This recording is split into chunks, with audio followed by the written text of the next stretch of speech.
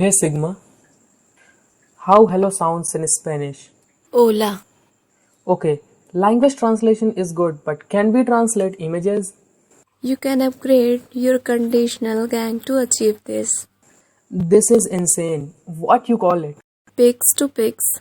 In this video, we are going to see how we can modify a conditional GAN for doing image to image translation. Before we begin this video, I just want to let you know that Pix2Pix uses conditional generative adversarial network to map input X to the output Y. So if you are not familiar with conditional GAN, I would recommend you to watch that before proceeding further. The goal of image translation is same as a language translation, where you take an image instead of sentence and map to an output or predict pixels from pixels. In previous video of this series, a conditional GAN was trained to generate images of handwritten digits, but the result was blurry and sometimes it missed information. This happened because we told CNN what to minimize. For example, we minimized Euclidean distance between predicted and real pixel, which tend to output blurry results. But we want the output to sharp and realistic, so we can apply regularization, about which we will discuss later in the video. We know that the objective function for conditional GAN is this, where the generator minimizes the whole term and the discriminator maximizes the whole term adversarially.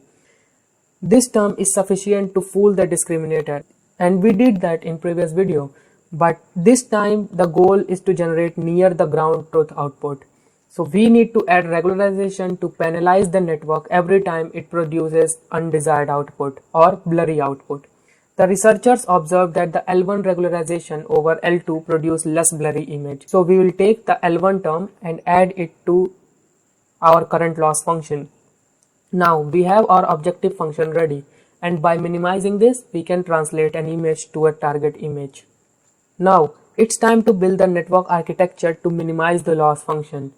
For generator, we will use UNet architecture. This is very popular encoder-decoder architecture that takes output, downsample it, learn from encoded representation and start upsampling it. But what different about it is its skip connection, which helped this network to share low-level information between input and output. And for the discriminator, we will use patch-GAN classifier. Don't confuse with its name. It is a classification model. Till now, we were checking whether the generated image is either real or fake.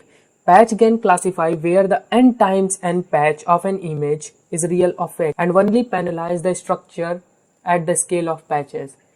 Here is the demonstration from the paper, and you can see how even small patches generated high quality output. In addition, patch-GAN has fewer parameters which run faster and can be applied to higher resolution image without using much computation power. Now we have both discriminator and generator, and here is how it will work. The input X will be fed into generator and it will produce some output Y. Then the output and the original image will be fed into discriminator, and later that output of both the model will get compared with the target output loss function. Once we have the loss, we can apply backpropagation to update the weights for both the models using gradient descent optimizer. Now, this is the final architecture we have to train. Now, without getting further ado, let's build it. Here is my configuration for this tutorial. Let's collect the dataset first. I am going to use Pix2Pix dataset from Kaggle. Download it from the link in the description and extract it into your working directory. Or you can start writing code in Kaggle notebook itself, then you don't need to download the dataset. But for now, I am going to download for training on my local machine. So fire up the Jupyter notebook and let's get started. There are some necessary ingredients required to build this program. I've already explained about these imports in previous video. Make sure to watch it. But before proceeding further, make sure you enable TensorFlow memory growth so that it cannot fill your GPU at the time of initialization, which sometimes give out of memory error if you have a lower GPU. But if you are having a GPU with memory like 10 gigs or 12 gigs, you don't need to run this script. Each image in the dataset contains input and its corresponding segmentation.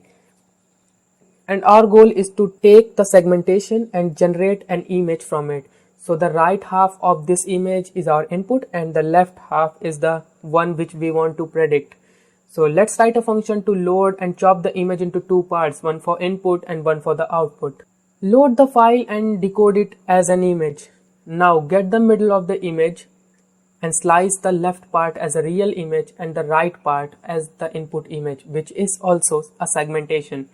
Convert pixel values from float32 data type and make the function return both the images separately. Define the path of your dataset and load the image using above function. Let's visualize it to see whether it's been done correctly or not. Make two subplots and plot the image using IMShow function. Now this one is the input and this one is the target image which we have to generate. Loading image is done. Now make some function for pre-processing. Normalize the images first by rescaling the pixel values ranging from -1 to 1. Second, resize all the images to the same size.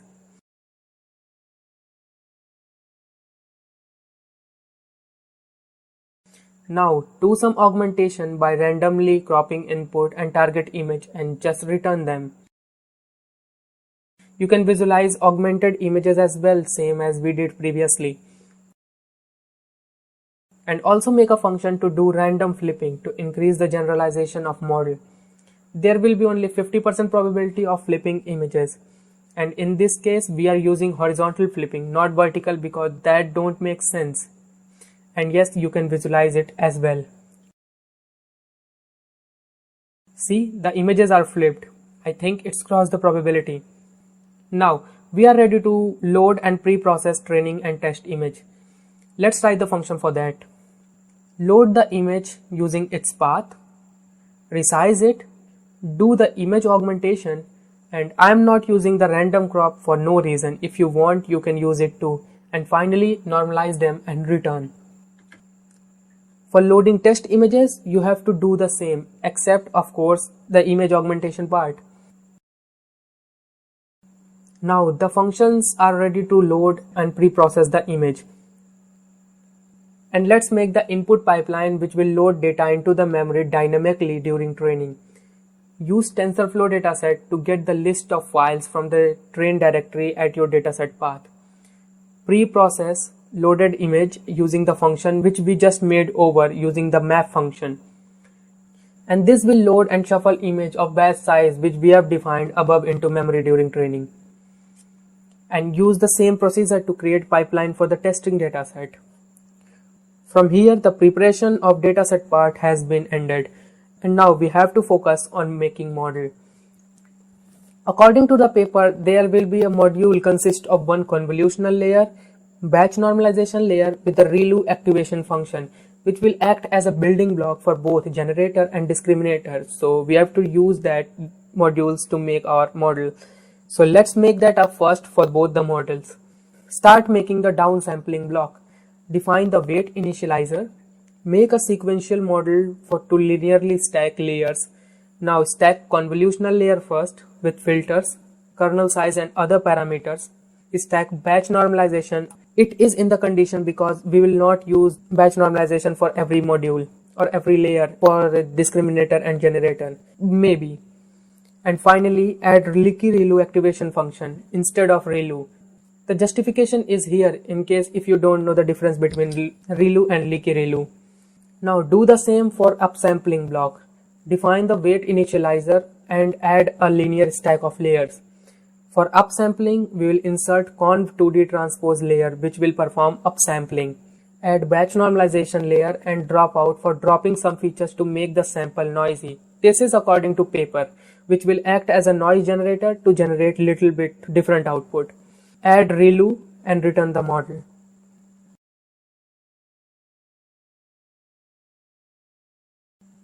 Now we have the building blocks, so let's build the models. Now we can start making generator. Define the input layer of same shape as the shape of image and add downsampling and upsampling layers in separate lists. If you are confusing why I am doing like this, then I have this visualization which will exactly tell you what each line of code is doing. Define the weight initializer and the last layer of the generator which will output 3 filters in the form of RGB layers, which will be our reconstructed image. Now start joining the layers. Get the input layer first and define the list which will store the reference to downsampling list which will use later to make skip connections. Now get the downsampling module from the corresponding list and stack one on another. And also add reference of the layer to skips list. Reverse the skips list and eliminating the last layer which won't make a skip connection with any layer and will act like a bottleneck. Now take an upsampling module and a module from skips list which contains reference to downsampling module and do the two things. First, stack the upsampling module in the current network and then take the reference to downsampling module and connect both of them using concatenate layer. Now you have a skip connection and this loop will perform that same operation with every other modules. And now you can see the skip connections between input and output for every layer. At last, add the last layer which will produce output. Now join the input to output together and we have our generator ready which is based on unit architecture. Initialize it and use summary function to get the information about layers and parameters. You can also visualize models architecture by using plot model function. See how the skip connections are made. Now let's make that loss function. Define lambda for regularization. For the generator, we will use binary cross entropy loss function to measure error between predicted output and target output. And now make a function to calculate generator loss. Generator loss is calculated by the output of discriminator on the predicted image by generator with the arrays of ones and define L1 loss which is mean absolute distance between target image and generated image. Now add both of them together to get the desired loss function. Enough about generator. Now let's shift our focus to the discriminator. Define weight initializer first. Define the input layer to get the image from generator and another input layer to get the target image. Now concatenate both the layers together and start stacking modules to complete the discriminator. For first downsample, we won't use dropout layer and stack some more downsampling modules with the dropout layer by default. And add a zero padding layer to get the desired shape of output and add a convolutional layer with the ReLU activation function. Add a zero padding layer again. Finally, add a convolutional layer that will output for the patches whether that patch is real or fake. Now join the input to the stack of layers and make it return model. Initialize the discriminator and you can see the output is a matrix and each value in it real or fake.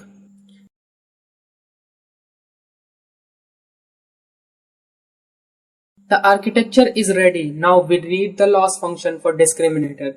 We know that the output classification for real image will be 1 and the output from generator of fake image will be 0.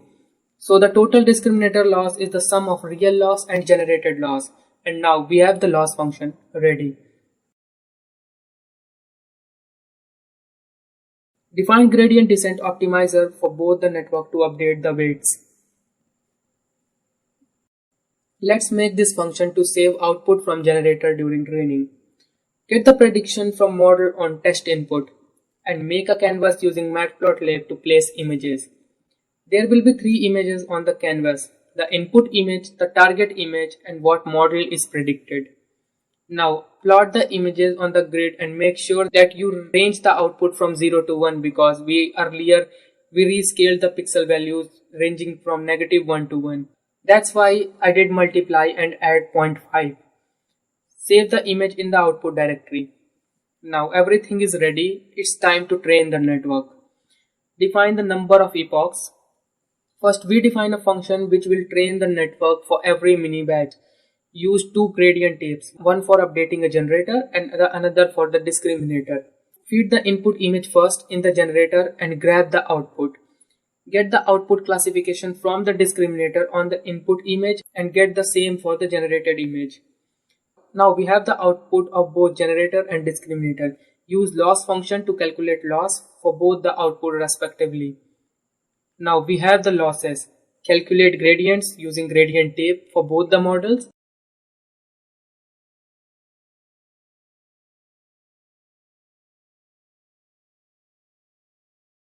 And update the weight of both the models by using their respected optimizers.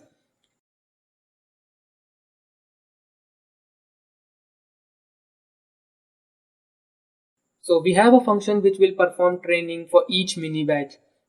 And this function which we are making right now will feed the dataset in form of mini batches to complete one epoch. So for each epoch, record the time at which the epoch is started. Of course, take input and target image from the test dataset and save the prediction during training. Now take the input and target image batch from the training dataset and send that batch to train step function to perform the weight update. Print the generator and discriminator loss at the end of epoch. And if you want, you can see how much time does each epoch took during training.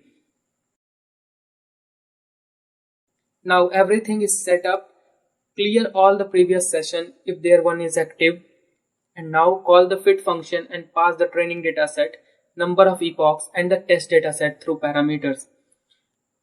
I don't have a high-end GPU, that's why it is taking this much time for training, but if you have having GPU like GTX 1080 or RTX 2080 Ti, you will find training time per epoch will be much shorter than this.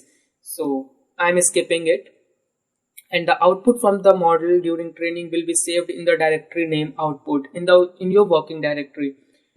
And as you can see, the output before training was started was very poor, and slowly it improved at generating images. After training, make sure you save the model on the disk. The link for this code is in the description, so make sure you check that out. And if you want some additional thing to make the model better, consider generating pull request or let me know in the comment section. Now, 3 things to remember from this video. Pix2Pix uses conditional generative adversarial network to translate one image into another. Instead of traditional discriminator, it uses patch-can discriminator to classify whether a patch of generated image is real or fake. Pix2Pix is good at paired-to-paired image translation. But a lot of real-world cases usually don't have paired images. For that, we use GANs like CycleGAN, which is good at unpaired image-to-image translation. And this is the story for another tutorial. Leave your problems and the feedback in the comments. And as always, thanks for watching.